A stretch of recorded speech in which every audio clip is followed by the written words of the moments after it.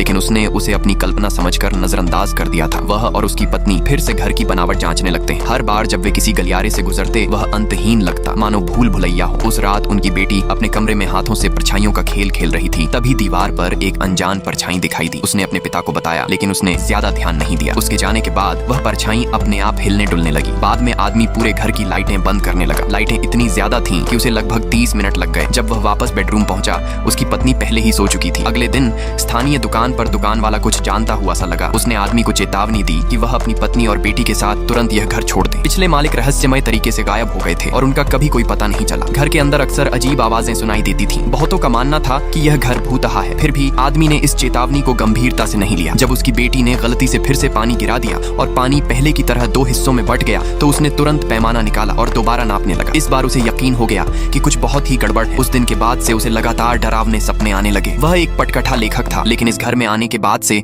उसने एक भी शब्द नहीं लिखा था। ऐसा लगने लगा जैसे कोई अदृश्य ताकत उसके दिमाग को प्रभावित कर रही हो और उसकी रचनात्मकता को धीरे धीरे चूस रही हो। फिर एक दिन उसने अपनी नोटबुक खोली और उसके अंदर लिखा हुआ एक खौफनाक संदेश पाया।